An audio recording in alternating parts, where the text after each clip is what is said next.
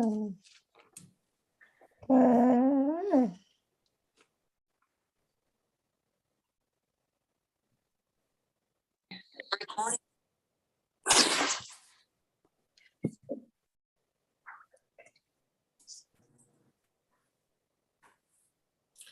everyone who just joined, we'll give it a couple more minutes and then we'll get started.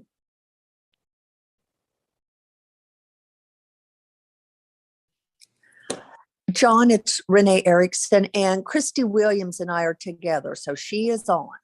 Great. Thanks for the heads up.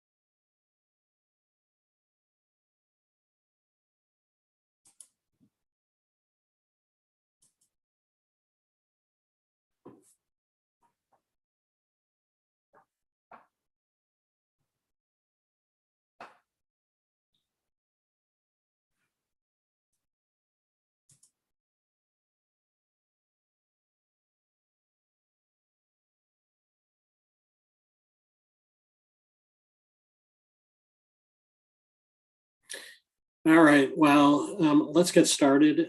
I bet some people are still going to show up over the next few minutes.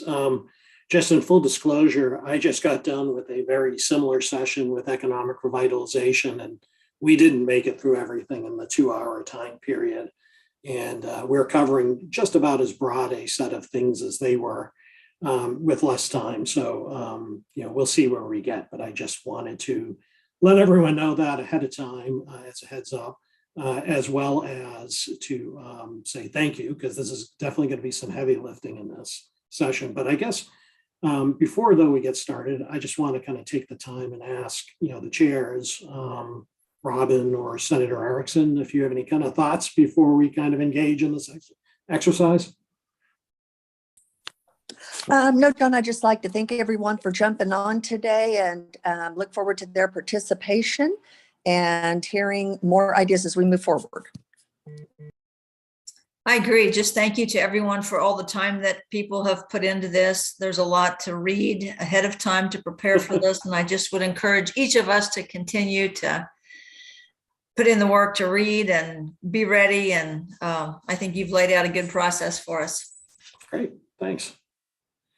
Awesome. Well, with that, let's get going. As usual, I'll spend a little bit of time at the start, just kind of orienting us to where we are in the process, what we're trying to accomplish today, and how that connects to where we need to get to.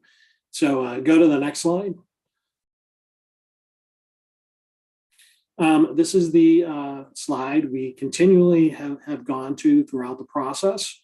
Once again, we started kind of really broad, and this was a broad area in terms of health and education, in terms of bringing in lots of different sources of thought to help the advisory panel focus in and prioritize on the areas of potential greatest impact, needs and opportunities.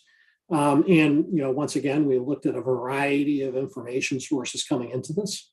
The advisory panel itself brainstorming for our last discussion, research on other states, the needs assessments, internal, external interviews, expert input, community input. We even added in kind of late in the game, kind of the investment idea submission exercise, so that we just made sure that we kind of continued the process that had been started last year in the listening exercises. And we've continued to kind of work through this funnel to, for the panel to kind of identify the highest priority areas to focus on. And what we're going to be doing today is continuing to kind of build out in the panel's eyes, one, what goes into each one of those program areas definitionally, as well as principles for the types of projects that should eventually go into them. And then just to kind of articulate to everyone, and you'll see in detail later exactly how it happens, but then to be able to provide an opportunity for the panels themselves after this session to use those programmatic principles to rate each one of the idea submissions that fell into those areas. And that'll be input to understand, what could be the best fits be that could fit into those areas that would want to kind of pass forward to the Spark Executive Committee as part of the program, as well as provide some insights around how to kind of shape the funding envelopes for each one of those programmatic areas. And that's going to be totally the call of the advisory panel. So, part of what's going to need to happen is to decide on an area, for instance, like, healthcare talent pipeline, not just the definition of what it is and what some of the what the parameters should be and what idea submissions fit the best with it, but also to begin to understand, okay, what would we propose in terms of, maybe a range of funding for that particular programmatic area. So we'll be able to use those high fit idea submissions to help with that process as well. So anyway, as we've kind of shown you as we've gone throughout the process and kind of worked the way through the funnel with the panel, this is kind of where we are now. And so there's a lot of things going on today. We're going to be focusing on making sure the panel is fine with how each program area is defined and the parameters around them, and begin doing some exercise to begin even thinking about, the relative prioritization in people's minds around those programmatic areas. One thing to note is that just because a programmatic area has made it all the way to this point, if the advisory panel at any point decides, well, think this one should fall off, it's totally up to the call of the panel. So, certainly more opportunities to be able to look at that as we go forward. Go to the next slide. Hey, John, this is Sean. Can you provide a little bit more clarity as to, and maybe you're going to do it here, how many more meetings do we have after today? And then number two, at the end of the process, by the last meeting or two, after everything's been filtered down into priority areas and kind of add a little bit more definition to that today and in the future, do we as a panel look at those specific proposals, scoring, fit those in with each priority area?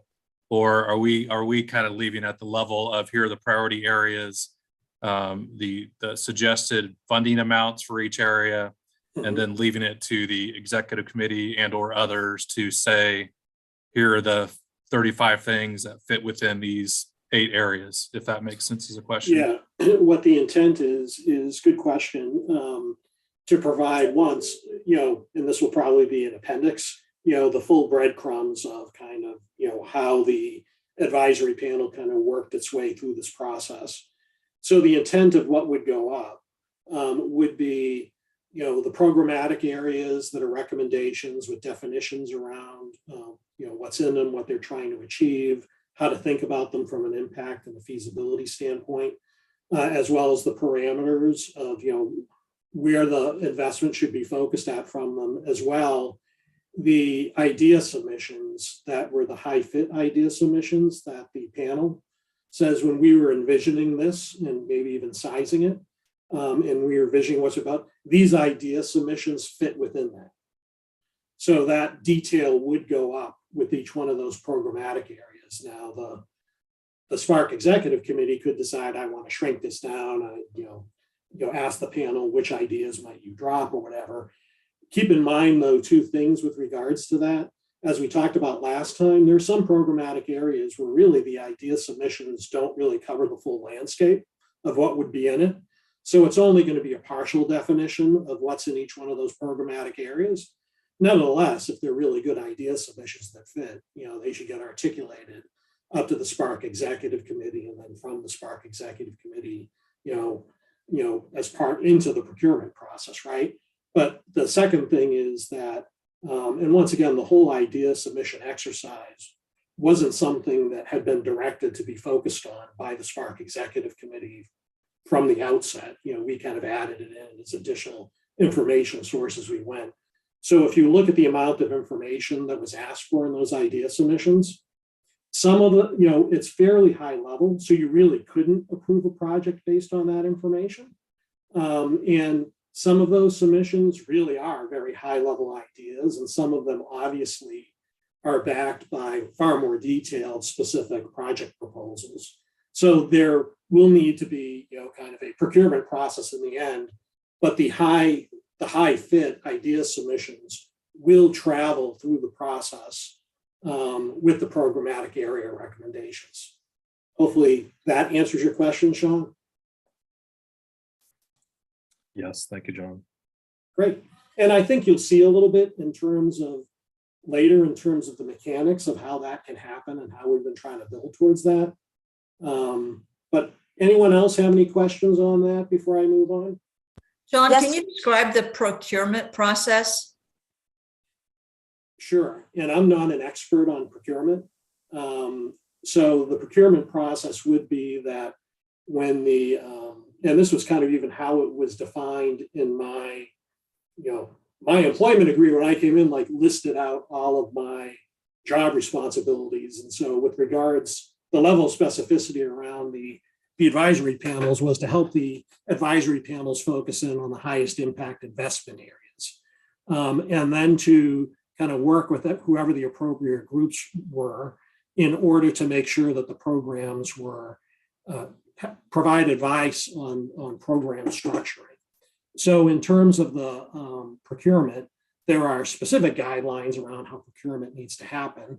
And I think that procurement would need, once it came out of the State Finance Council, there would need to be an agency or some group for each one of the programmatic areas that would get the direction that had come from the Spark Executive Committee around what it wanted to look at in those areas and how. And so it would probably be, I would guess, agencies in most cases that would be doing the procurement. Thank you. Hey, John, I do have a question too. Is that Representative Williams? Yes, sorry. Okay. Okay. So going back to Sean's question on process and are we actually, I don't think I understood your answer. Are we or are we not going to look at the individual items that are before us, the 251 items? For the items that fall into these areas that the advisory panel has kind of focused in on, each member of the panel will be providing a fit rating for each one of those submissions. And the ones that end up being the panel decides are high fit will travel with those recommendations up to the Spark Executive Committee. So yes, it will be looking at the individual idea submissions. Okay, and then I also just wanted to express that, and I've shared this via the surveys, but I don't actually agree with the 8 suggested priorities here. For example, on item number 1, support workforce pipeline development for health and early childcare workforce. So it's the only time I see workforce in our 8 items, and yet we clearly delineate that it can be for 2 areas. And so I just want to be on the record that I don't agree with that. When we're talking about education as well as health, there are a vast array of other types of workforce that will provide long-term benefit to Kansas. And so I just wanted to express I'm not thrilled with these 8 areas. And that's pretty much it. Yeah, well, I guess the good news is today we're going to be going through all of them. And so we can kind of make sure that we define them in the way that represents what the advisory panel wants. Myself and no one else on the support team has any votes or say on any of that stuff. So anything that's been put down now, kind of represents discussions that have happened in this meeting, but now it's getting down to the point where we're really trying to craft it. But you get a vote. So, let's, as we go through it, let's talk about it and see where the panel comes out on the workforce one. The economic revitalization panel is focusing on the talent pipeline too, some specific aspects of it, but we can get into it as we go into each one of those areas. Does that make sense to you, Representative Williams? John, that'll do for now. Okay, well, deal. Thanks. All right, well, in the interest of time, I kind of think I've talked through a lot of this stuff. Let's go to the next slide. So once again, today, we're going to go through each one of those program areas, finalize the shaping around it, set those program parameters so that we have a lens to look at the idea submissions, or the panelists do, and rate them. And we're also going to want to, if we can get to the end of it, be able to get people's views in terms of, shaping like relative prioritization across the programs again, now that we've had a chance to kind of refine them some more. And so prioritize and force rank the programmatic areas. Then the homework, and we may not be in a position to do this coming out of the session. We may need to think about how to adjust, is to, one, provide for the panelists to provide input on minimum and target funding, program shape, revisit the rankings at the program level, but then go in and rate those individual idea submissions within the scope of the defined programs for fit with the program parameters that the panel is going to agree on today. And then that kind of sets us up to, for meeting number 5 for the panel to start talking about, relative areas of recommendation in terms of funding envelopes across those areas, and being able to know kind of, at least from an idea submission standpoint, what fell into each one of them. Once again, there are some things that are really important that really, in the eyes of the panel so far, that not a whole lot of idea submissions fell into. So creating those program parameters are important for kind of looking at other things that could come down the pike eventually. So next slide. Just to kind of revisit or reacclimate everyone to where we were from the work across the various sessions and in between. We had kind of honed in, in this really broad area of health and education. Thank you, everyone, for having the stamina to kind of work through this process. And by the way, the numbers against these don't reflect, relative priority or anything like that at this point. They're really just trying to tag so you can see where in the grid it falls. But the 8 areas, programmatic areas that we've been fleshing out, once again, the panel as a group will be able to rank them, is home visiting services, targeted supportive housing and employment, community-based resources and navigation, workforce pipeline development, childcare capacity accelerator, health facilities or program expansion, early childhood data integration, and telehealth adoption. Once again, this is kind of where the panel itself had come. And we will be talking about each one of these of what it could entail today. And then we will come back and say, have the panel decide, okay, what's the relative priorities across these things? Okay, next slide. I won't go through these in detail, but once again, the SPARK guiding principles, we've talked about them every single time. This is a strategy exercise where we're looking at things that are going to be able to be catalytic one-time investments that are going to foster the greatest long-term systemic impact for Kansans in the eyes of the advisory panels. So that, I think, is the big tentpole of that. And the health and education panel, a lot of the principles that the panel came up with were reinforcing that around the investment should build on proven interventions, expert recommendations. Part of that was why we brought in a lot of experts to talk with the panel. Investment should be made in areas that have largely allowable programs or existing funding is insufficient and limited. Should support statewide long-term transformation versus short-term solutions. And investment should avoid establishing programs requiring ongoing funding, which is great. That is a principle for every single one of the panels because they looked very closely at what the principles were from the SPARK executive committees. So anyway, just to remind everyone as we go into this discussion around both sets of principles. Next slide. All right, next slide. So once again, we are working, think about these kind of programmatic kind of templates as almost like a cover page that the Spark Executive Committee is eventually going to be able to look at, but there's going to be a lot more detail that they would be able to see within each one of these, including the idea submissions that were the high fits, as well as other information, kind of detailed information supporting each area. Go to the next slide. So we're not going to cover these particular slides that much today because we're actually working on the information that's going to flow into them. Just as a reminder, these programmatic areas are going to, just by necessity, going to need to be shaped, both in terms of how to think about what they're trying to do, as well as in terms of the funding, partially from the idea submissions, but also kind of generally, as was the intent of the Spark Executive Committee at the start, based on the judgment of the advisory panel. But just as a reminder, across these areas that were outlined before, here's the number of idea submissions that fell into those areas and the dollars associated with them.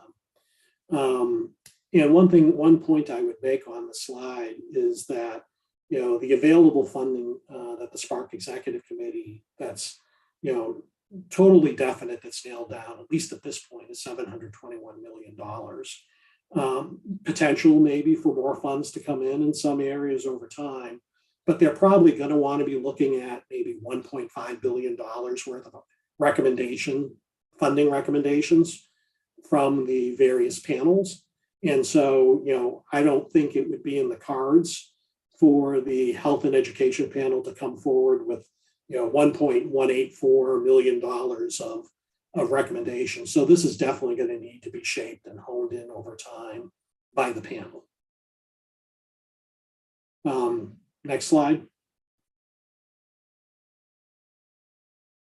I'll just point out that, these kind of areas in terms of impact and feasibility are just some of the lenses through which you'll see some of the programmatic areas, defined and really based on kind of input that we'd gotten from the panelists, either individually or in the group before.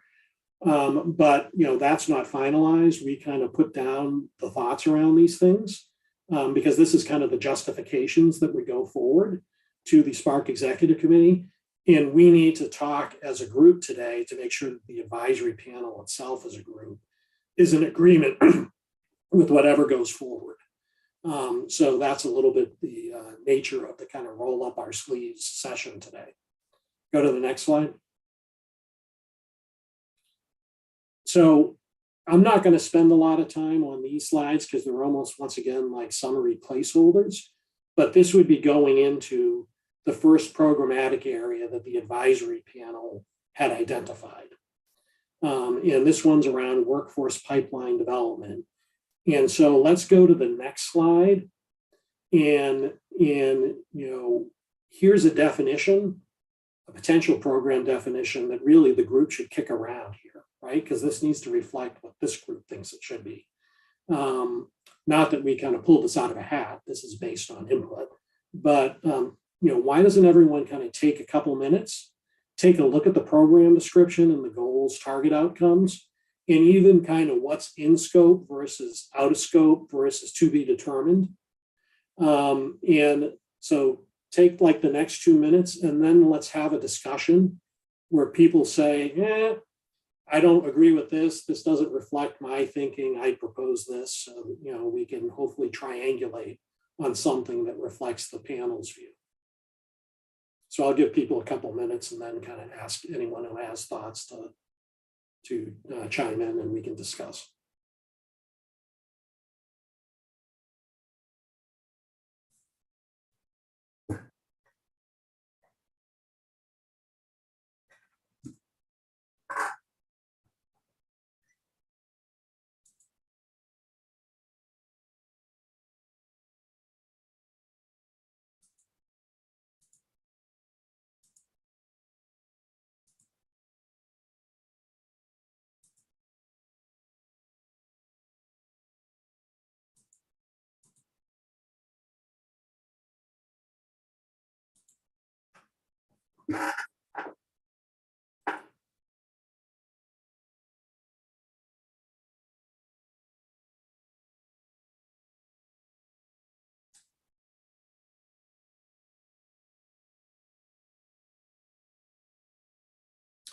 All right, well, once again, keep in mind, this is the reflection of the, various input from the panel over time, but it came from a lot of different interactions in various meetings or people individually providing input.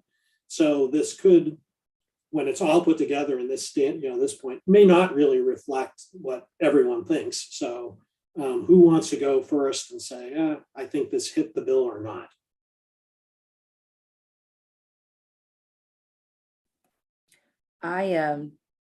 I see no issue with it. I really think that the program description is comprehensive, and hitting, needs around, or at least enabling the state to support the attraction and the retention of a well-educated and qualified workforce. I appreciate the specific call out of upskilling and reskilling.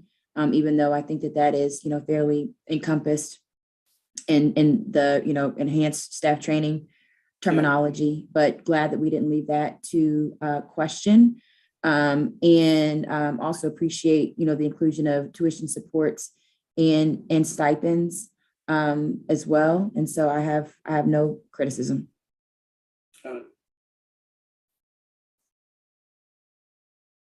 Anyone else? Because I'm sure someone has something that they might tweak on this.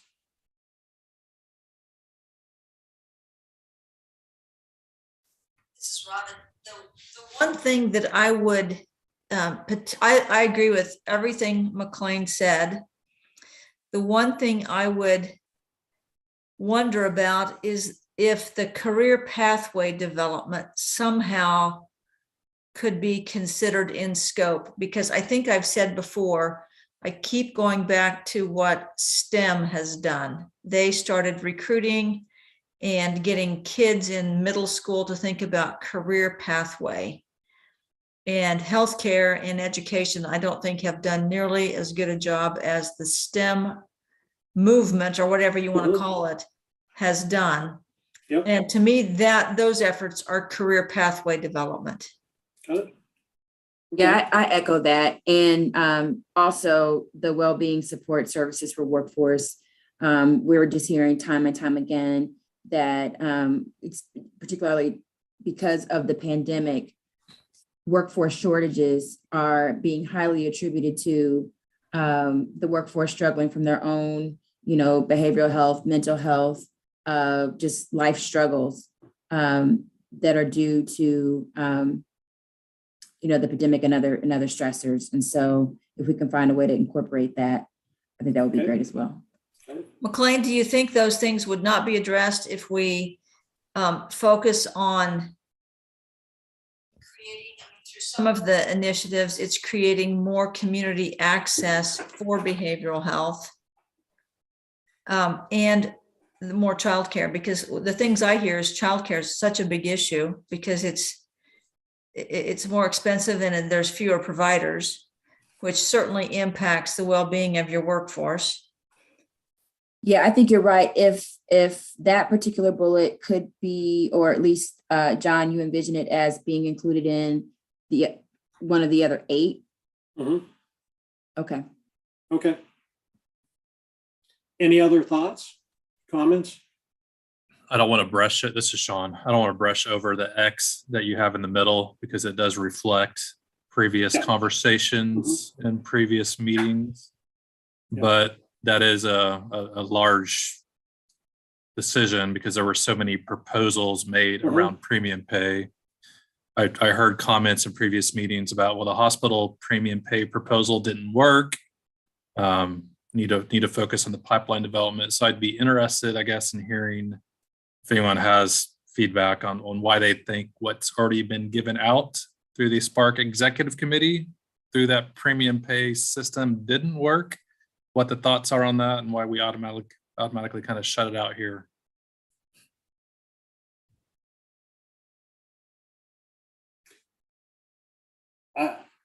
I don't know that it's necessarily fruitful to have a discussion around why it didn't work. It was just pretty clear to me. I didn't hear anyone disagree with the fact that we just wouldn't want it to be in scope here. My thought about that is it's such a short-term, one-time thing, and it doesn't lead to systemic statewide change. It impacts individuals for a brief moment in time. Yeah. Yeah, and things I've heard in the past too is probably it may set a different expectation for them and going forward, right? So you give them premium pay for a while and it goes away, but their kind of thoughts around what their compensation could be doesn't lessen. But I really don't know. I haven't looked at data around that. Is anyone, I'm assuming no one's suggesting, or maybe I just open up premium pay should be, and I think that was a decision that the group had been pretty clear about before.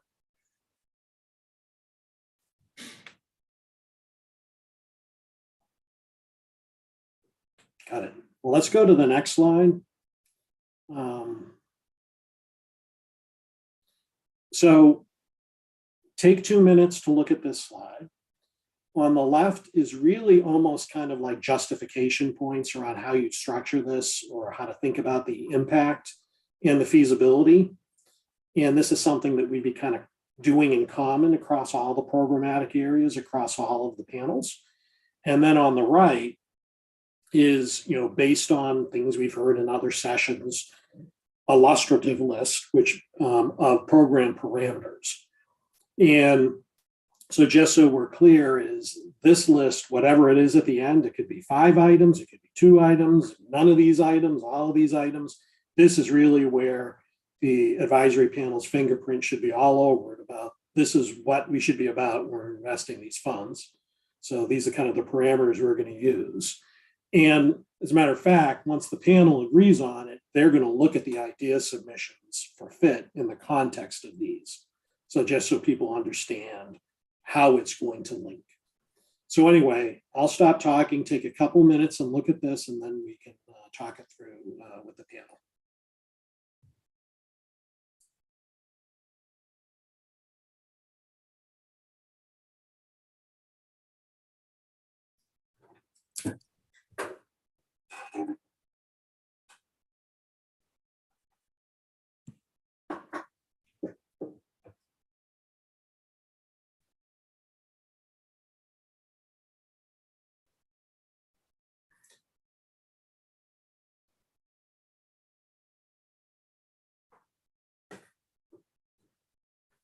Anyone have any thoughts on kind of what's on the left side?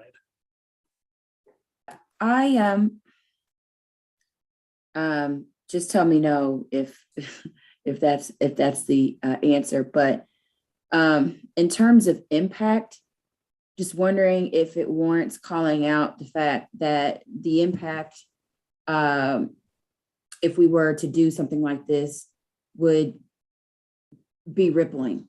I mean, it wouldn't just be we've got additional folks in the workforce, but their economic security and how that impacts just the quality of their lives more broadly.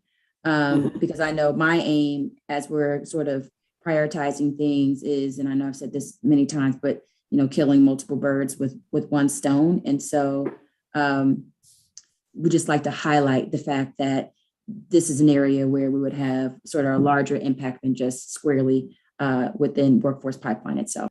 Yeah, or even just with these individuals, right? Because these individuals are service providers. Yeah. Mm-hmm. This is Senator Sykes, and I just want to say I appreciate and agree completely with McLean's remarks. Yep. Got it. Any other thoughts or comments on what's on the left-hand side?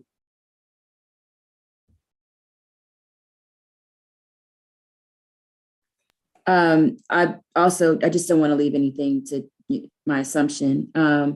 Within the investment type bullet, local community, assuming you're including philanthropy within that.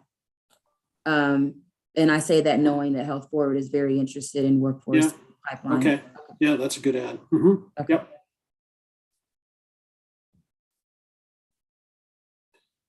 Well, moving to the right side, look at those, each one of those areas, and then, we can start with the top one.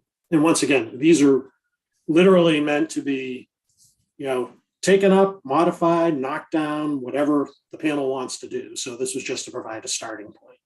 On the first one, prioritize one-time investments or those with plan in place for ongoing costs, right? If there are any, and so you have to know that you're not going to be incurring any costs, additional costs that wouldn't be covered. Does that ring true to people or not? It does to me, because if we fund something that then there's no way for it to continue without additional funding from someone else, we've wasted our money. Yep. Senator Sykes, I agree. If we're putting something, even if it's great, if we can't continue it, Yeah. we would have been better off without even starting it. Yep. Agree. Got it. On the second one, prioritize investments that will alleviate workforce shortages in high-need communities. Yes. Just a clarifying question, high need communities, are we talking about specific towns or cities or communities within a larger?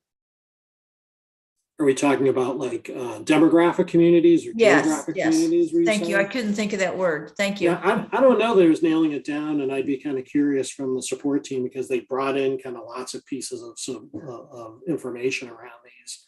Was there a specific focus on that or not? I would think both. Yeah. Yeah, I mean, and just looking at it through sort of the dual lens of sort of a race equity based off of, those demographics and that, need, as well as, sort of the economic need, whether that's, rural areas or areas where there's just a heightened shortage where that needs to be filled. Yep. So kind of looking at all those things. Yeah. Got it. I was thinking of it, I mean, both demographics, but also urban, rural, Yeah. kind of I guess- that. Yep. That's You know, kind of we may- I was trying to weigh that too, and it's hard to balance that. I mean, I look at my own organization that provides healthcare services to 22 counties in Northeast Kansas. The rural areas are extremely difficult because there aren't people. It's hard to provide services, and it's hard to create access there because of that. Of all of our metro areas I serve, Kansas City is near metro area. Kansas City is near impossible to find workers for about everything. Yeah. So Yeah, it's just like everything seems to be high need. I suspect there probably needs to be just some, a little bit of flexibility and focus. So what I'd heard from the support team, you think workforce constrained areas. And so I think that's what it is, against the need, right? And so that could be geographic, that could be a specialty, that could be demographic, right? I mean, I think right now it's all of the above. yeah. The next one was prioritize investments that encourage workforce to stay in the field and in Kansas.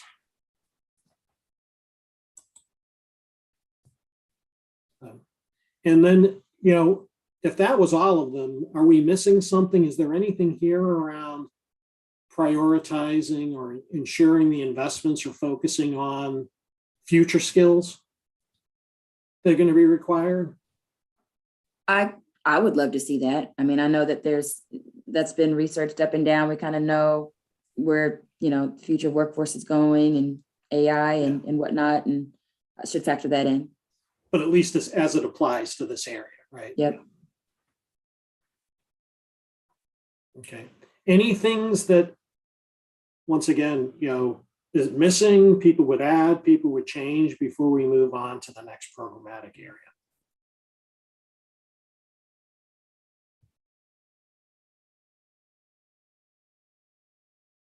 Got it. Okay, move on. Thank you. So this is going to be rinse and repeat. So this is community-based resources and navigation. Go to the next slide. So once again, spend a couple minutes, read through the description and the outcomes, look at in scope versus to be determined. And then let's have a discussion.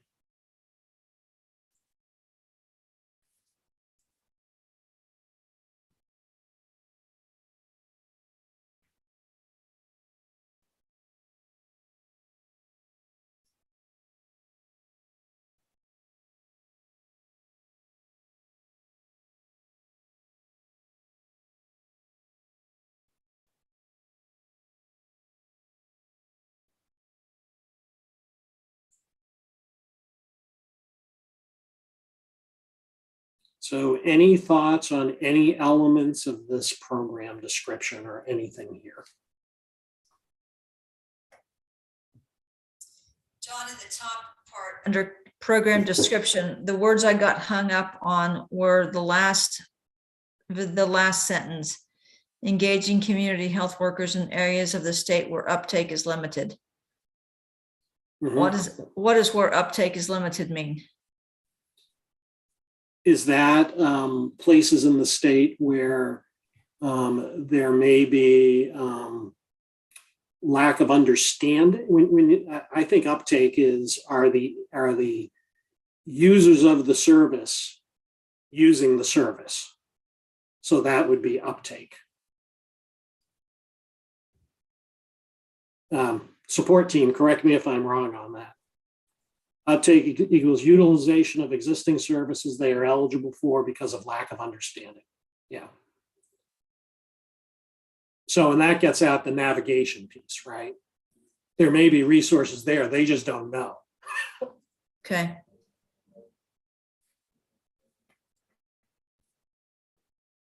Any other thoughts or questions, comments on this?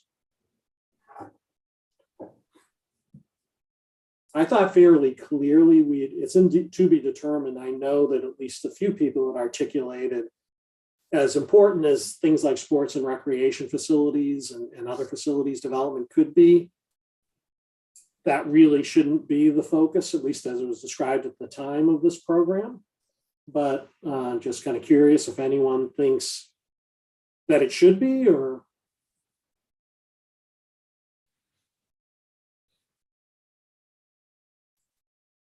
I think it's incredibly important, but I don't think it falls into the scope of this work. Totally agree. anyone else with any other thoughts or comments on the slide before we go to the next one?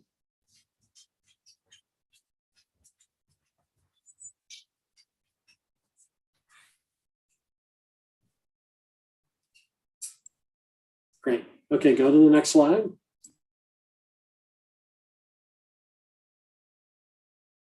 So take a couple moments once again on this one, and we'll come back and talk about the left-hand side first and then the right-hand side.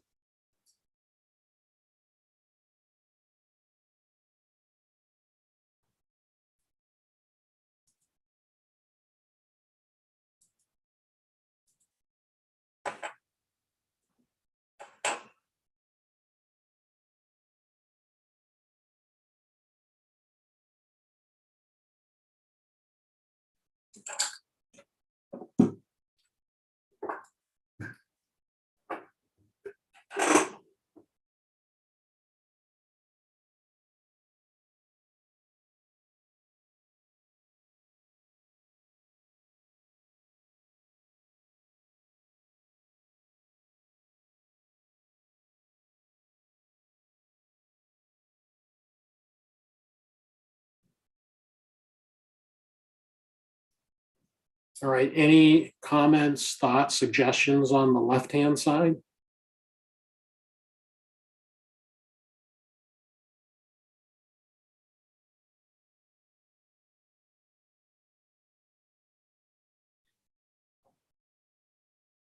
All right, how about on the parameters? So we can go through them one at a time. I guess the first one, once again, these are just meant to be illustrative. Prioritize one-time investments or investments with plan in place for ongoing costs. I'm assuming since that was in the other one, that's good for this one. Prioritize investments in communities with acute needs, especially those with low utilization of existing services, community health workers. So since it's community-based resources and navigation around that, a way of being able to think about where the needs are. Does that make sense as articulated? And then the next one, prioritize investments that build on ongoing work by agencies and existing programs to efficiently fund the program. Does this, as articulated, make sense to people?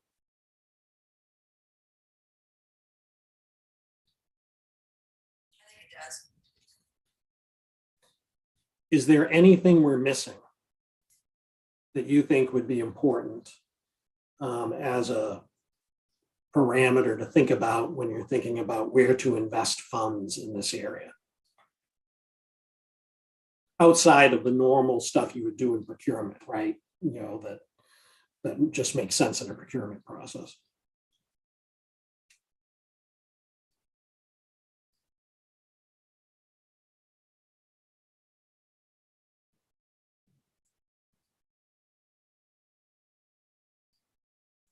No? Okay. Going once, going twice. Moving on to the next one. So this is targeted supportive housing and employment. Let's go to the next slide. So let's make sure that we have this one right. So take a couple minutes, read through this one, and we'll talk about it.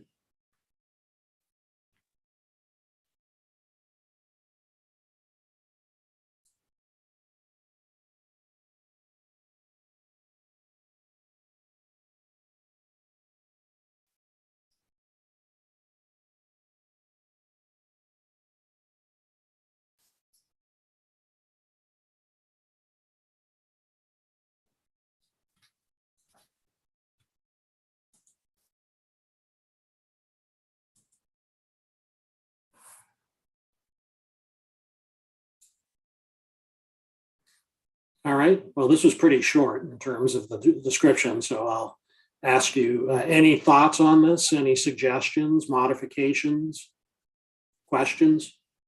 I have a question. As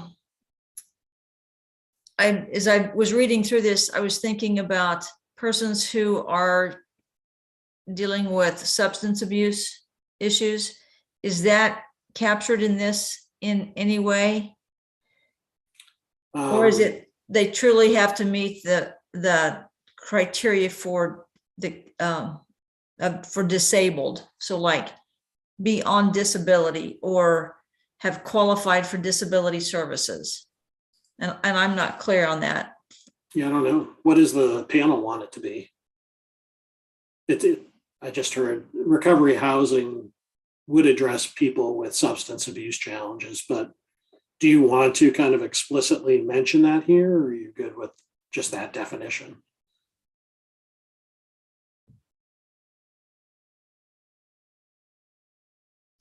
For me, when I read the recovery, I thought it fit, but then the mentally or physically disabled, I wasn't sure how strict that criteria is. Got it. Okay.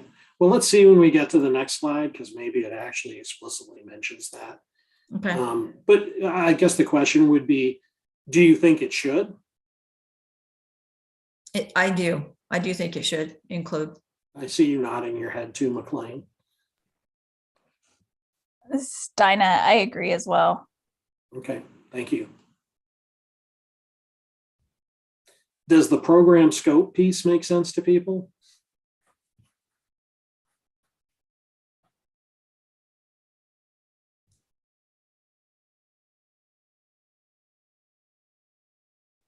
That's me. Okay. All right, let's move on to the next slide. So once again, take a couple minutes to look at this, and then we'll talk about the left-hand side and the right-hand side and make sure that we are all in agreement. Or you are all in agreement. I don't get a vote.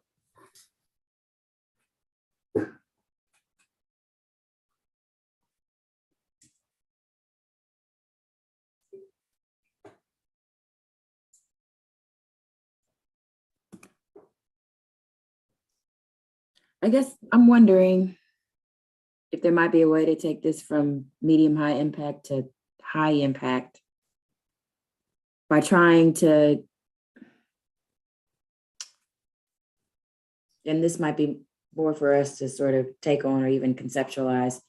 But if while folks are in this housing and they're receiving some kind of, supports to re-enter the workforce and maybe even working while there and accumulating some dollars so that they can then leave this, temporary housing, that they're then better enabled to put money down on an apartment or a house, or have established credit or a credit score through, the required set aside of some of their earnings into some account. And I mean, I know I'm getting into the programmatic side of things, but that to me would be a way to wrap in and kind of make this more holistic. Yeah, I think that was kind of what was intended, at least that concept around the Okay. higher level, medium, high improvements to population outcomes, plus workforce participation, as well as hospital and discharge rates. And so I think it did kind of take that into account. I think at the end of the day, I mean, we can kind of revisit this at the end. I think it's going to be because all these areas are going to be pretty important when there's kind of like the forced ranking exercises and the exercise, if you had $100, where you place it. I think it'll kind of get at where these stand. I think the thing that brings it a little bit more down into medium high versus high is the fact that it is a targeted population, but it makes a huge difference for the targeted population and then can turn around their lives, right? And they can become productive. So. Okay, and I think, sorry, Robin. No, go ahead. Well, so the reason in my mind why what I said seemed like a continuation of or an addition to the workforce participation was that we had, rents, utilities as something not included in this. Mhm. And while it wouldn't be a direct payment of rent, and what I was suggesting would be, we help these folks to establish accounts and credit and position them to Okay, yeah. transition out. McLean, what you're talking about is what many communities across the nation have done. And I'm thinking about the San Antonio model in particular, because they have kind of all these services in their hub, from detox, substance abuse treatment, temporary shelter, education and job skills training, and then the ability to live in kind of quasi-permanent housing for a year or two while they do exactly the things you just mentioned. They have a job. They are trained and taught how to manage a bank account, how to set aside money, and that you're going to need, X number of dollars to leave this safe environment to go out onto your own into the world. Mhm. Which is what the goal of all of those services are, is to help people get to the point that they live their own lives. So I Well, agree with you. We'll take that point and we may actually include some of that in the previous slide, but let's also think about it. It's the wraparound services. Yeah. Let's think about it in the context of the parameters too, but Senator Sykes? Yeah, that was my question, going back to that slide before, because it had those support services were not necessarily included. I mean, it's not considered in the current program scope. And I think that is an important part, making sure that those are included in it, because that's going to help with kind of making sure the people are sustainable and they've learned and they are equipped to move forward. So, but it would be to the extent you could get to those wraparound services without creating kind of an ongoing cost, right? Yes, correct. So I think that could be in a parameter to your point earlier, John. Okay, all right, got it. And there is a significant concern here that you just can't go put housing stock or supportive housing in a place where there's not the wraparound services or supportive Yep. outreach workers to make the connections and keep the person there and do all the things that you all have mentioned. Yeah, we may want to state that the wraparound services are in the current program scope, but maybe put a point in there, but not kind of like ongoing costs around them. Because there may be ways of getting at that. Thank you. Yep, thanks.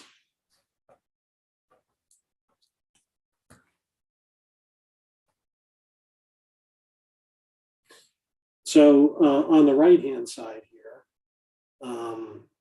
the potential parameters program. So the first one, same one as we've seen in every single one. I assume it's probably going to be in every single one. So I'm assuming people don't have a problem with that one.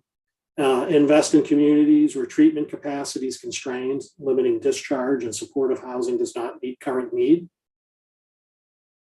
Does that make sense? So let's focus on the places where the need exists. Offer job placement and training to support career longevity for target populations throughout the state. And leverage ongoing work by agencies and existing programs to efficiently administer, fund the program. Do people want that third one to be broader? Or do we need to include something around the parameters that isn't here based on the previous discussion or just in general? I think it does need to be, broader to encapsulate what we talked about, but I don't have, exact wording. So it's that third one we should probably just rethink it a little bit in the broader continuum. And I think, for those of us that participate in this conversation, we know that even like 4, I think, hits on some of what we talked about, but number 3 seems to be where we could be a little bit more plain. Yep, got it. Okay. So we'll make those, incorporate that. Anyone else have any other comments before we move on?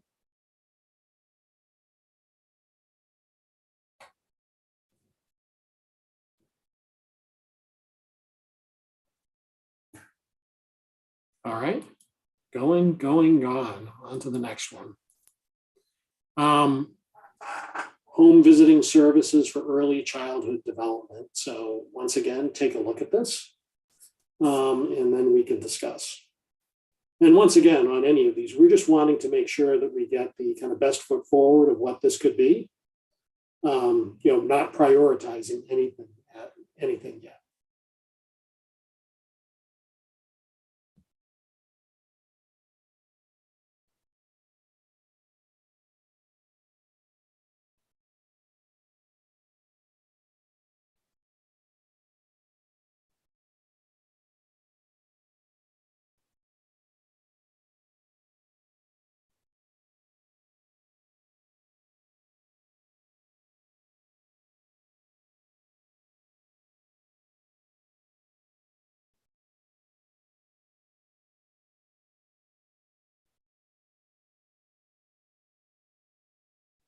All right, I'll open this up to discussion. To be honest with you, this isn't one that I remember that well from the previous discussions.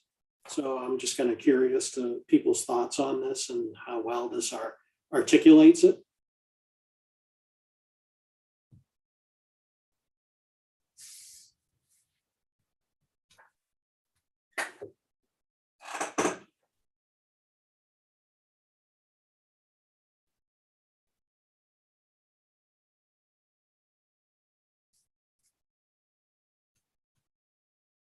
I'm like you, John. I don't remember this one that well, so I don't really have many comments. Does anyone remember it really well? And they're like, this is super important area of focus. I will say that I know it's a super area of importance only because I know others in our foundation are very much focused on it, but I'm not familiar enough to speak to it. Mm-hmm. I vaguely remember this. And was it Kelly who was with us last time? Was it Kelly? Who was? I think it was Kelly. I just don't know anything about this one. And so I just don't feel qualified or competent to say much. And I remember, I think this is where we were talking about Washington State and North Carolina. Mm-hmm. I think what we have on is fine, and I've had a couple of late days, so I'm having Yeah, trouble remembering as well. sure. If we know we're not gonna get through all this anyway, can we kind of table this one and come back to it Sure. next time and I can, yeah, Yep. okay. Good point. Okay, let's skip.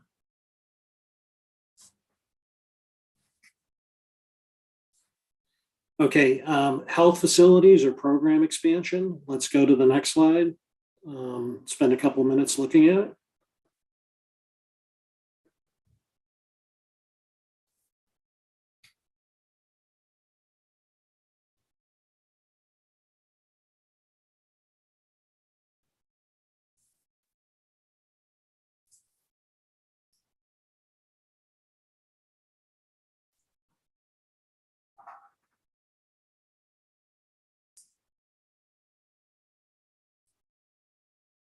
Once again, I think there are a lot of idea submissions in this area. And it was a lot of funding requests in terms of dollar size. So,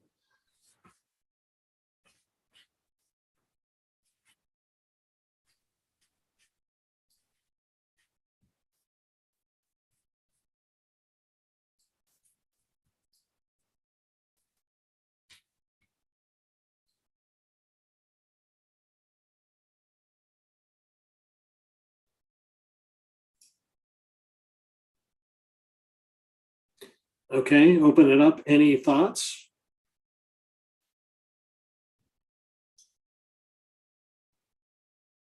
Recommended changes?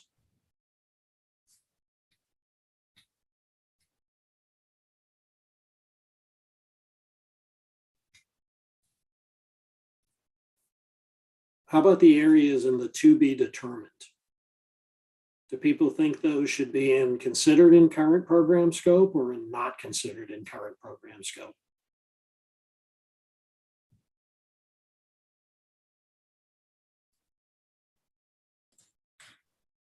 Seems like the first one would be awfully hard to deploy on a statewide or regional basis without kind of just doing it as a provider specific one-offs. Yep. Okay.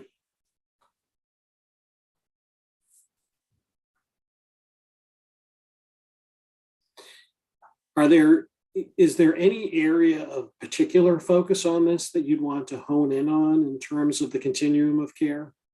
Or is it kind of right to leave it at kind of this level of definition with this amount of flexibility?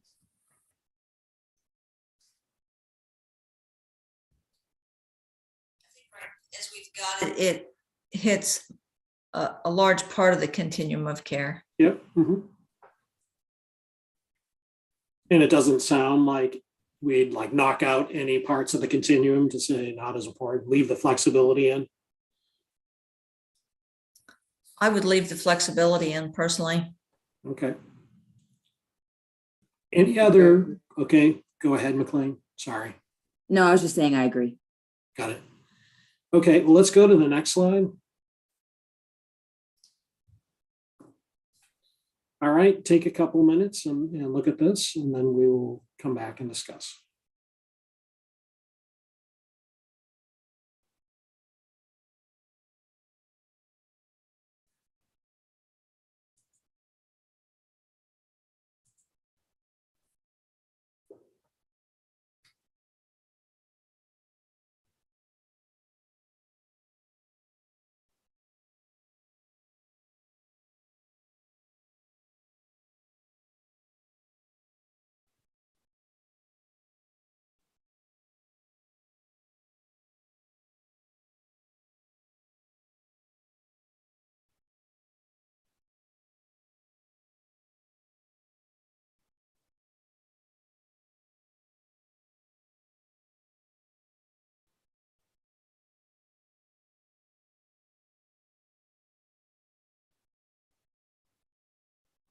Any thoughts on anything on the left-hand side?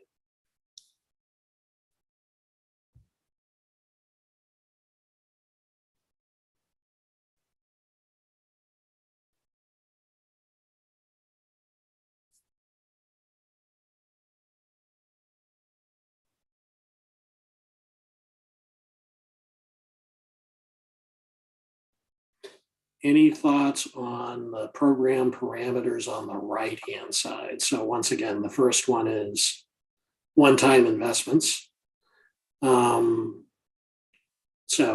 I think that probably will continue on all these. The second one, prioritize investments that address service gap in the continuum of care with clear impact ROI metrics. Does that make sense?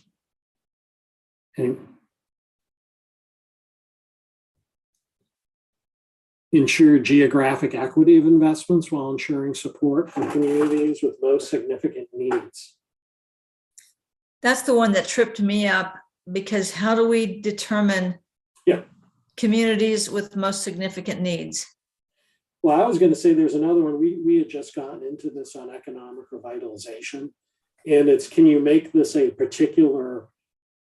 It's hard to apply that to an individual idea or an individual project, because each one's just located where it is, right? You do that at the portfolio level. Yeah, and I guess you would need to find a way, communities with the most significant needs, right? If you had to prioritize, I guess the question there is, how do you define that? I mean, how do folks just generally think about that third one? It kind of goes back to what I was puzzled by earlier. Is it geographic communities or is it demographic communities within a specific city or town or area or region? Yeah. I guess the question here, and once again, I'm a novice in this space myself, so since a facility is located in a geography, I would think it would be representing the need of the geography. The need in the geography may be driven by demographics, but it's geographically located, unless there are some special things around these program, health facilities that could be non-geographic. I just don't know. Okay. But what are the thoughts? Is it really kind of geographic need?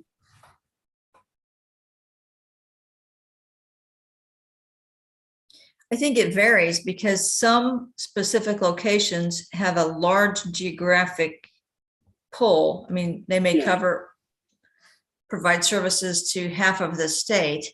Yeah. But then when you talk about communities with most significant need, that to me kind of drifts into the demographic communities, because my area of expertise is behavioral health, and there's significant need in the population of people who are seeking behavioral health supports. Yeah, got it. Okay. Well, does anyone have any suggestion on how to modify that then? Or is it kind of appropriately general?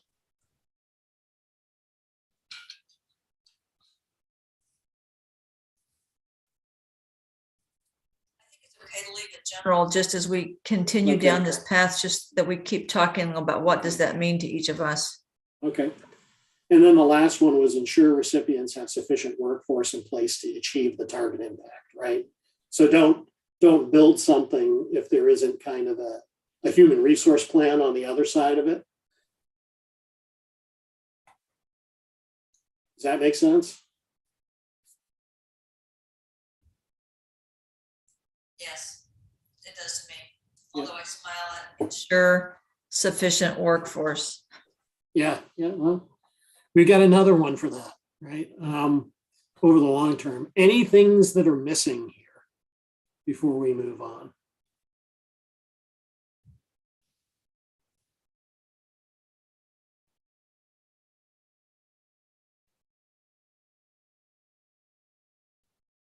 Okay, that's good. I guess the illustrative examples work pretty well here. It's kind of almost like the analogy of when one team wants to make the free throw and miss and ends up getting the basket instead, so they can't get the rebound.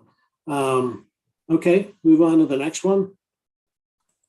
Child Care Capacity Accelerator. I'll let people look at this and then we can discuss.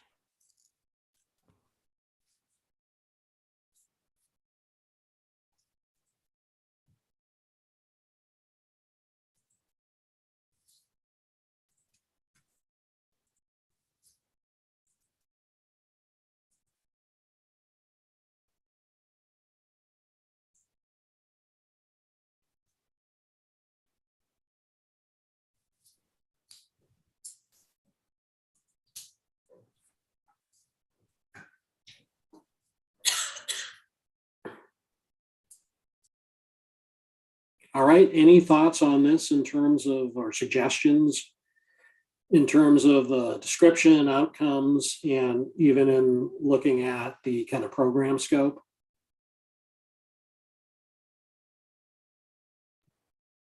My question is on the facilities development, and I know, well, so if it's for capacity accelerator, and if it is something that has to do with the facilities, do we want to have that considered in there? Is kind of my concern.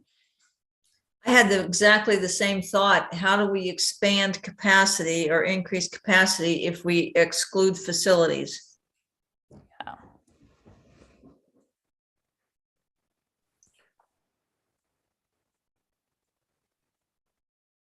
All right, I think part of the discussion before was that, I guess I'm looking at the program description, increase childcare capacity and local by incentivizing, expanding the impact of community partnerships. Funding may support investments in innovative childcare model pilots or program development, technical assistance, etc.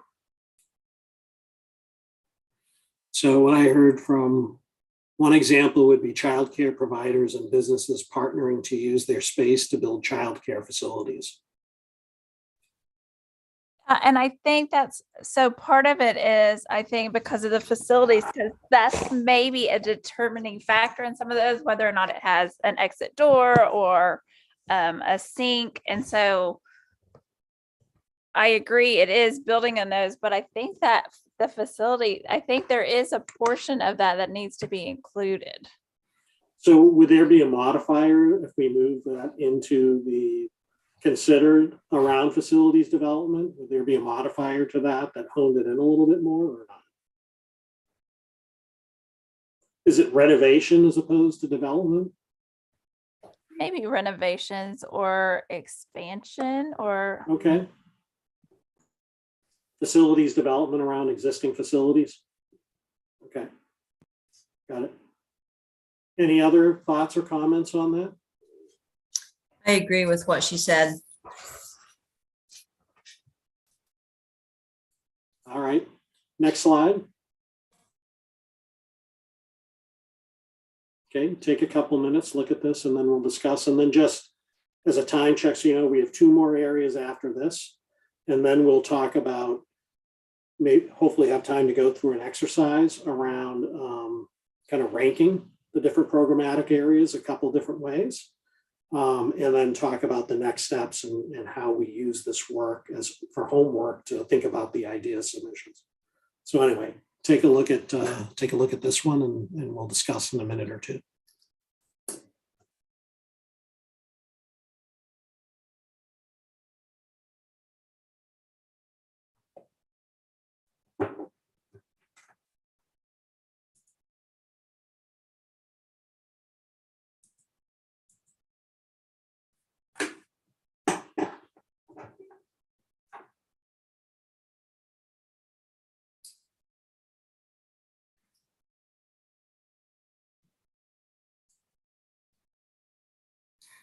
Any thoughts on what's on the left-hand side on the slide?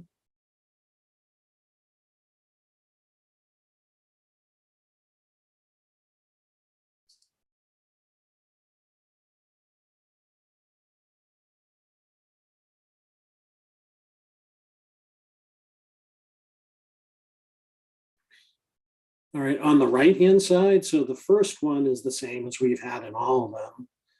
The second one, require a minimum matching requirement, e.g. 25% as an example, for grants to ensure investments are sustainable. What do people think about that? Is that something they would have, once again, these are illustrative, that they would have put in there?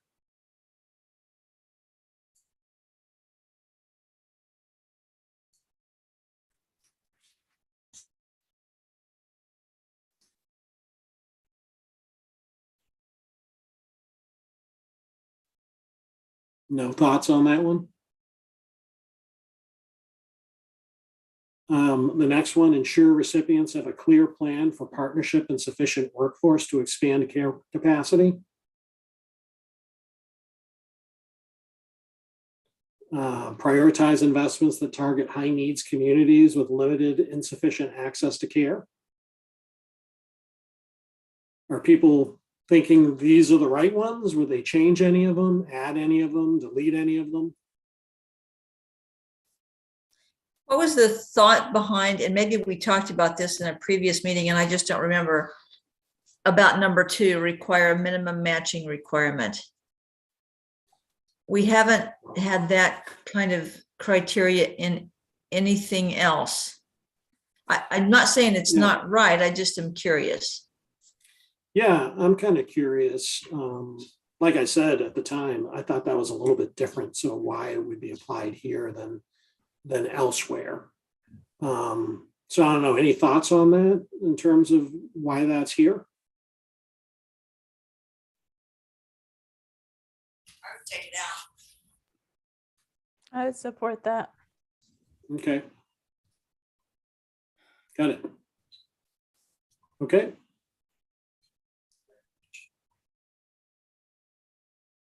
He's cute, McLean. Thank you. On to the next one. Telehealth adoption and utilization. So take a couple of minutes and look at this one, and then we'll discuss.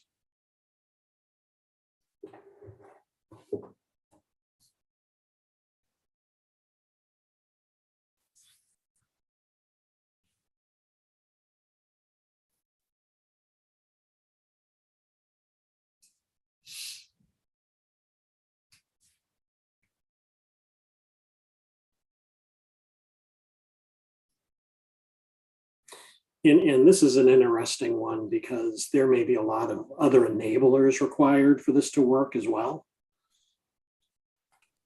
Yeah, and I don't think this one is unique in that. I mean, we were talking about community health workers as an example, Yeah. or some of the workforce stuff as well. Yeah. My mind went back to the conversation we went around, that we had around the need for some sort of accompanying, maybe legislative recommendations that will be needed to support Yeah. others.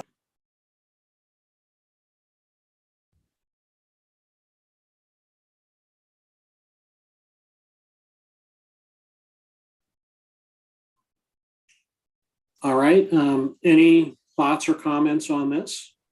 Either with regards to the description or the scope, but particularly the areas to be determined?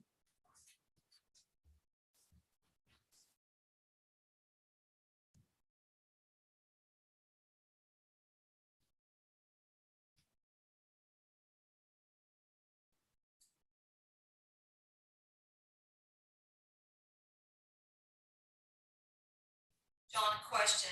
There's a group, isn't one of the committees or the panels working on kind of infrastructure for technology, Broadband. Mhm. Yep. broadband, and increasing access to Kansas? Because to me, it Yep. seems like, and I have a limited view of this, but it seems like access to broadband is the biggest rate limiting factor Mhm. in people being able to access telehealth services. I mean, yeah, it's a big one. Okay, baby, but that's not it. And so, I mean, I'm with you, Robin. If there's a best place for all this to live, here or there, but and I was having that same wonder until I got to community access points. So, assuming you're in a urban area where it's an affordability issue versus an infrastructure issue, them still being able to go to those community access points to get it, even if they can't afford the Yeah. equipment at home. It's a different issue in the rural communities where the infrastructure is an issue for everybody. I'm sorry. No, it's okay. I'm useless. No problem. Yeah, this is covering things beyond the infrastructure and broadband. That is in connectivity. And they see this as a use case of that. And so we'll be making a significant ask against funding to go into infrastructure. But this is touching on the other pieces.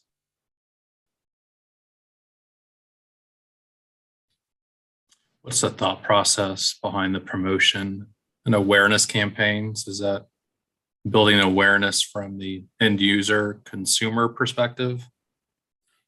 I would, yeah, I think it reflects previous discussions, but yeah, I would imagine that would be making sure that people are aware of what's available if they have Or- access.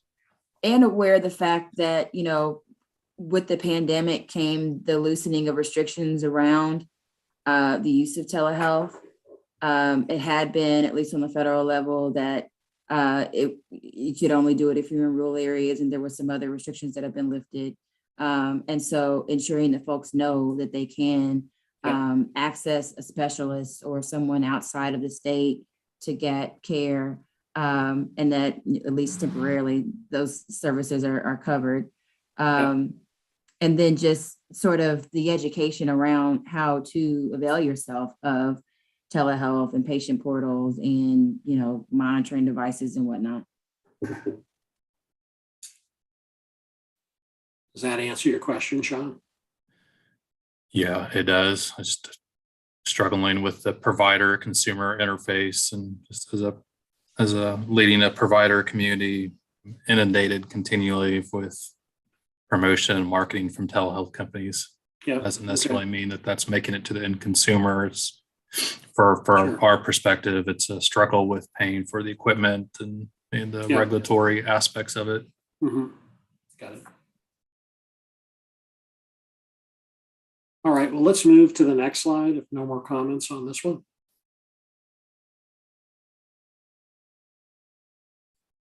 So take a couple minutes, look at this, and then we'll discuss.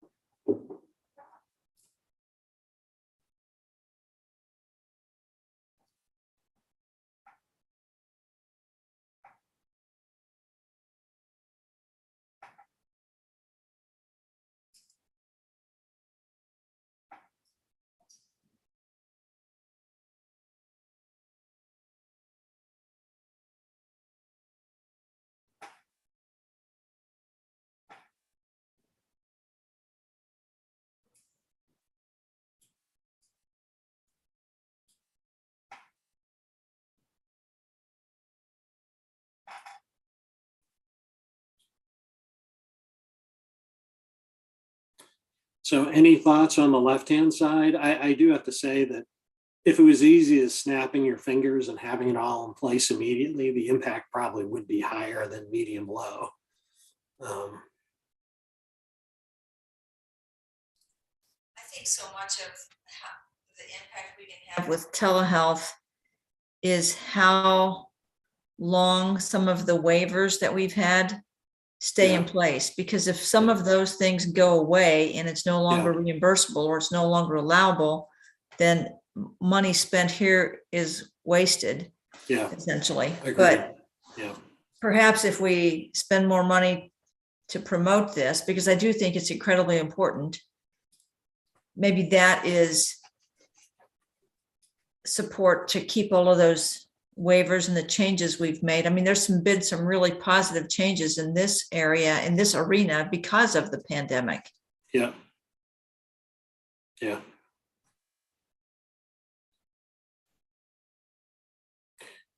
Would anyone change anything on the left-hand side?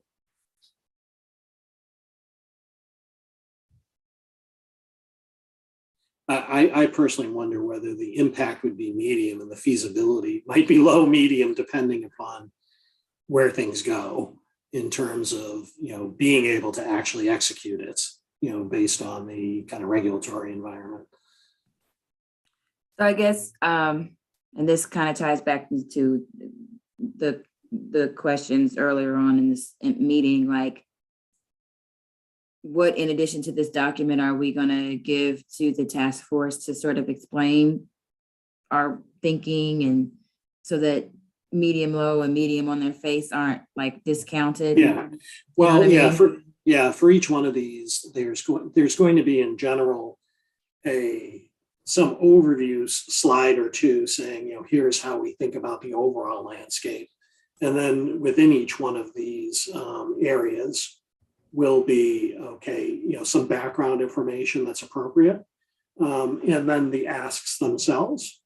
And then that would be the people who would be presenting that would be the chairs to the Spark Executive Committee. So, But the overview is essentially like a cover letter where we can say like, all this stuff is immensely important. And we landed at these Yeah. 9 amongst, you know, a whole universe of things. And so even while it might say medium, low, medium, that's not to say, you know, this shouldn't be done or is any less worthy than the others. it wouldn't be a cover letter because we're all strategy. I said it's people. It'd be a akin PowerPoint. to, it's akin to a cover Okay. letter in terms of. Yeah, the I was just substance. kidding. Yeah, Oh, okay. exactly. Yeah, yeah. Okay. Yeah, we want to give them as much thought contextually in addition to what the ask is. And then at the end, actually probably more an appendix show, here's the breadcrumb trail of how the panel came to where it came to, right? How about on the right-hand side around the program parameters? There's the first one that we've seen and liked in every single instance. The second one's a little more pointed around prioritize investments in geographically isolated communities that have or will have sufficient broadband connectivity. So where can it make a difference? Because you have the connectivity and, you know, geographically isolated. I guess the question around that is, I guess that's almost making the tacit assumption that the greatest use case for telehealth is going to be in rural, right? And maybe that is the way that it's playing out.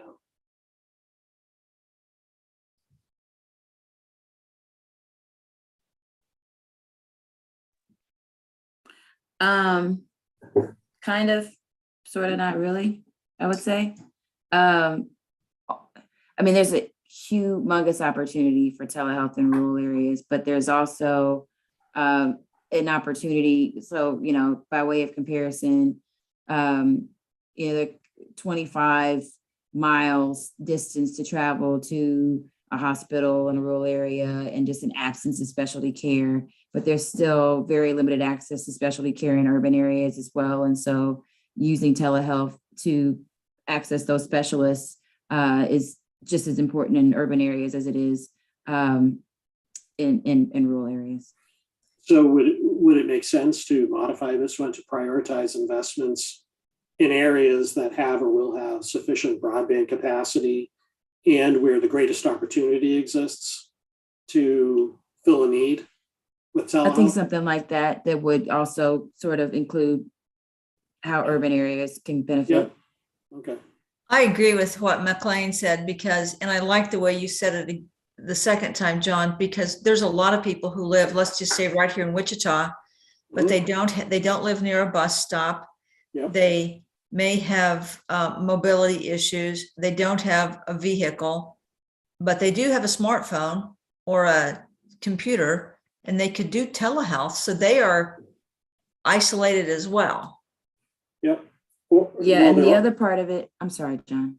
I was going to say there are probably some services where it's just a better outcome in general to use telehealth, right? It's probably a cheaper use case for you. Yeah. Well, and for behavioral health in particular, Yeah. when the provider would benefit from getting a glimpse into the living conditions and home life of the person they're providing care for, it just gives Yeah. them a bigger picture of what all they're dealing with. But Yeah. I think there's also the matter of convenience that comes along with access to telehealth for those who are constrained in their ability to take off from work or find childcare, to Robin's Right. point, transportation, the Yep. ability to do it from a quiet, private place at work or in your home. It's Yep. just, you know, a convenience issue. Yeah. And then the last one was around leverage ongoing work by agencies and existing programs to efficiently administer. We've had that one kind of as a general parameter in all of them. I guess anyone have any thoughts on that one or whether we're missing anything here? And Senator Sykes, I think I talked over you just then, so my apologies.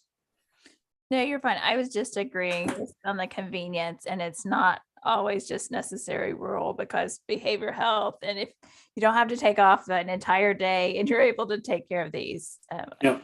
much better. Any other thoughts on this one before we move on to the last one? Great. Very workmanlike group. Okay, go to the next and final one. So this is early childhood data integration and systems enhancements. So take a look at this and then we can discuss.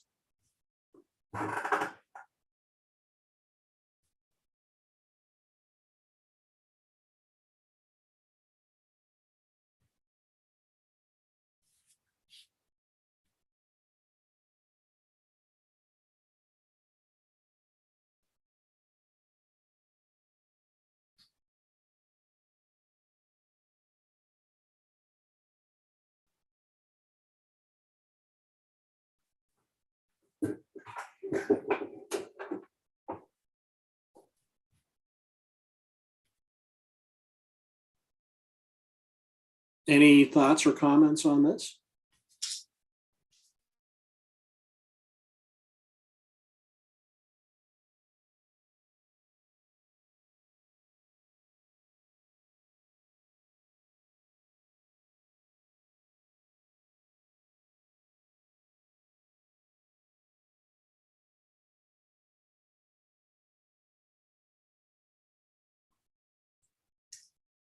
What is improved ability to coordinate and respond to emergencies across agencies? What is that referring to?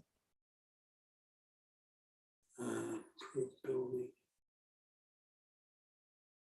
It's in the goals and target outcomes.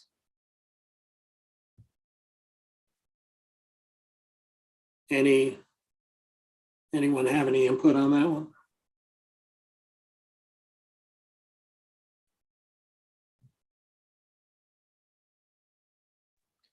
This is Ethan Belcher with the Office of Recovery. I think that might just be speaking to maybe the ability for different data systems to speak to each other in various situations.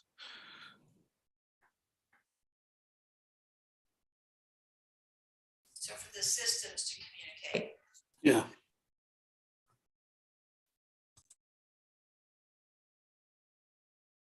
Yeah, I think it's referring to the used data to increase, to improve. Yeah. All right, well, let's go to the next one. I want to make sure we leave some time at the end to wrap some things up around the prioritization exercise. Take a look at this and then we can discuss.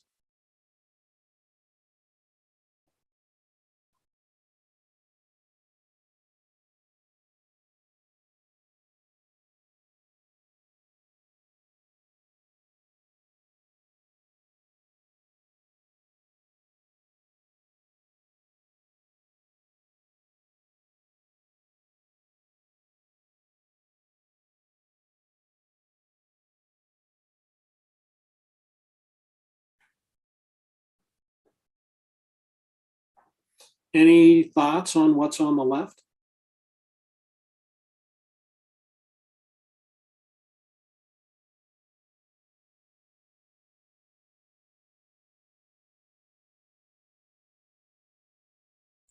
Under the alternative funding sources, do we know how realistic it is that there might be alternative funding from one of those areas?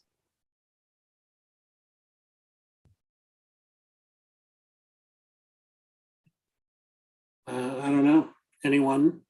I have no Um, idea. I think there has been some conversations and I don't know where it is. I used to be on the children's cabinet and we did receive a federal grant that I think they were looking at some of this for. I don't know where it is in that process though. I had the same question and I actually just screenshotted it and sent it to the executive director of my kid's school. Because she goes deep into policy on early childhood education. So I'll ask her that question if helpful and can bring it back to the group, Okay. or at least email you, John. In terms of the parameters, once again, same one around prioritize one-time investments. Then the next two were prioritize programs that build on ongoing integration enhancement efforts. And then prioritize investments with statewide scope to avoid additional fragmentation of the data or the systems. Anyone have any thoughts around those or whether they should be modified, anything missing?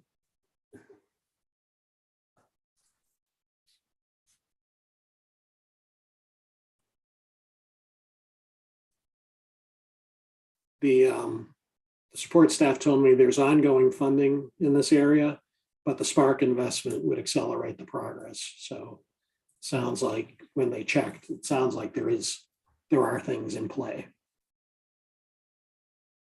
Thank you for that. So any suggested modifications to the parameters? I think they seem appropriate as best I understand it. Yeah, okay. All right, well, with that, let's go straight to the prioritization exercise. We may only get to do, no 5-minute break, I'll take us over, sorry. Do you want to do, if we were going to do one, do you want to do, I'm asking the support group, this the ranking one or the other one?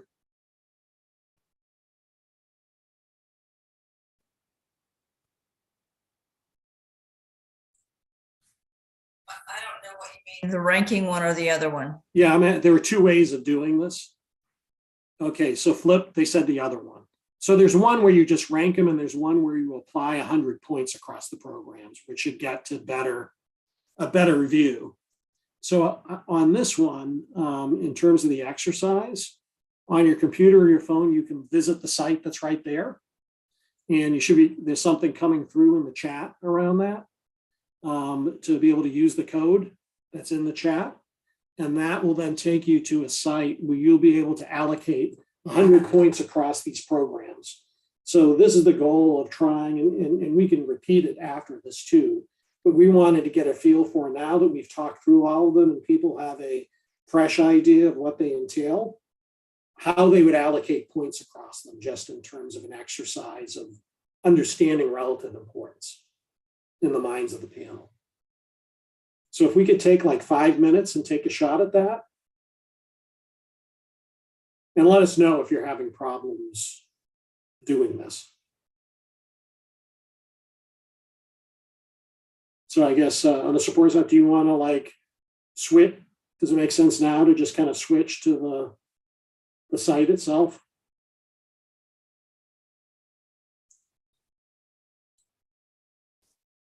It looks pretty easy to do on a phone. Yeah. And they're hiding the results until we get enough folks having voted.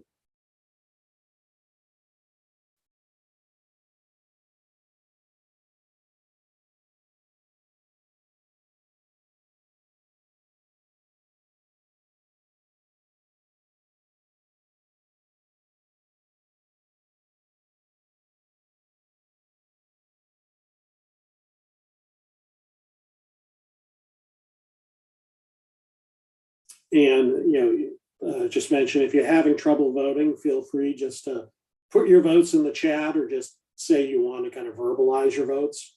And the support staff can just do it for you too, if you're having trouble.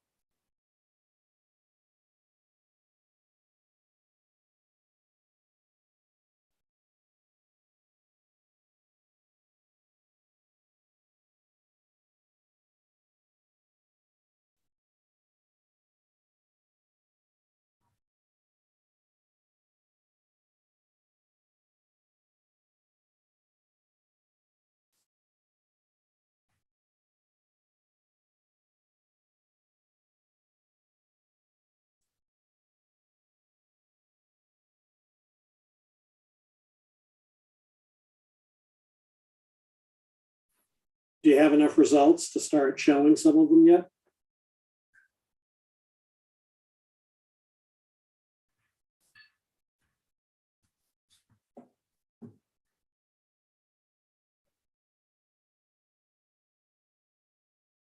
Okay, need a couple more results. How many people have we heard from so far? We've heard from 2 people so far. Okay, great.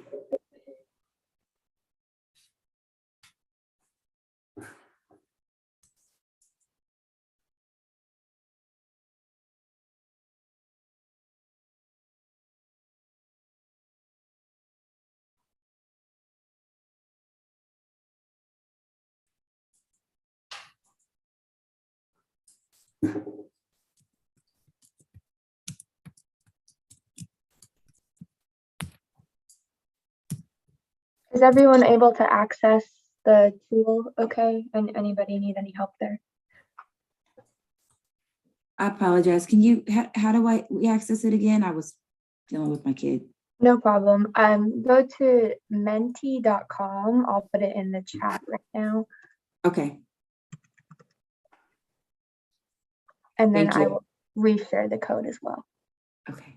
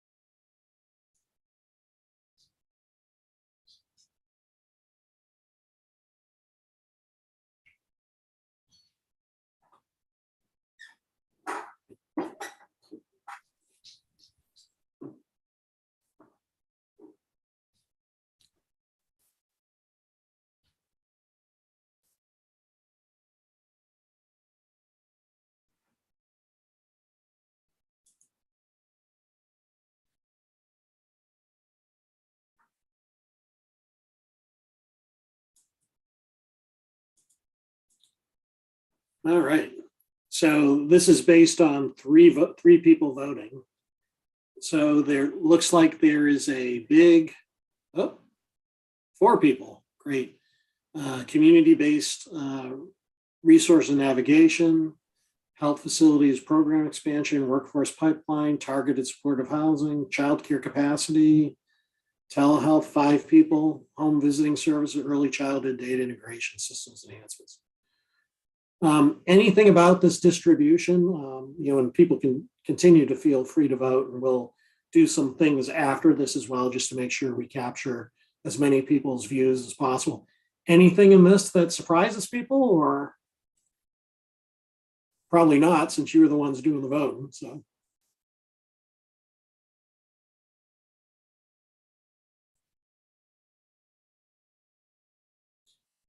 So one starting point as we're beginning to think through what the ask could be, or the panel does, for each one of the programmatic areas, will be to look at the idea submissions that flow into them and which ones might be high fit, and see what that adds up to. Another one is going to be thinking about, okay, if I wanted to target an ask of, say, 200 or 300 million overall to the Spark Executive Committee, a starting point to break it down proportionally, at least directionally, would be based on this. So, just as a thought, kind of that's the implication of this slide, right? And eventually the panel could decide, okay, if there are some areas I want to focus in on 4 or 5, I can, right? So, but this is kind of where things stand now. So with that, let's go. I want to kind of close it up a little bit and talk about the homework, just to make sure folks have a view of kind of where this would go next. Go to the next slide. Go to the next slide. We'll send this out later. So in terms of the homework, there are going to be 2 aspects of it. One is from a program perspective. Those programmatic areas we just went through provide feedback on minimum and target funding scenarios, and provide more feedback on program shape and the ranking. So homework around that. And then at the idea submission level, now that we have those principles, those parameters for the programmatic areas, go back and rate those idea submissions within the scope of the defined programs for fit with those program parameters.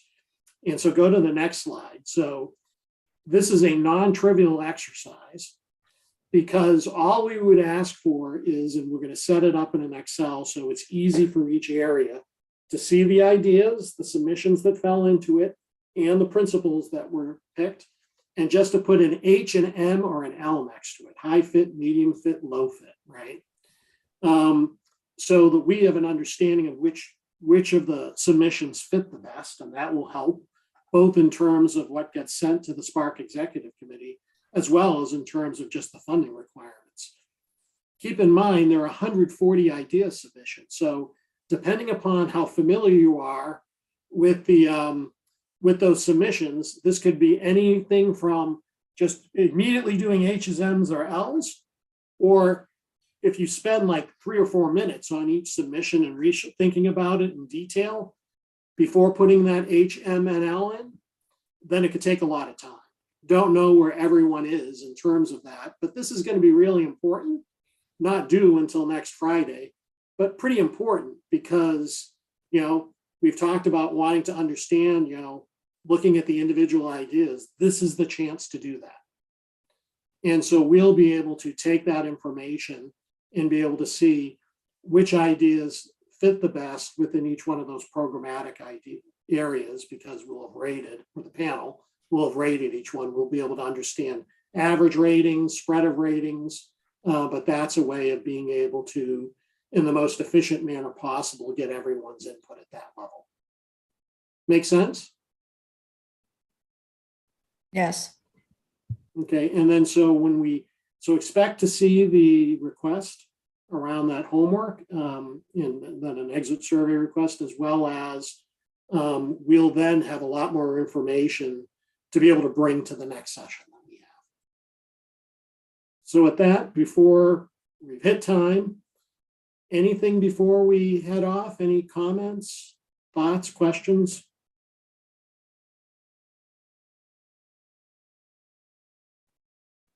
If there aren't any, appreciate everyone's time and engagement and stamina. So thank you very much. Have a good weekend. You too. Thanks, everyone. Thank you.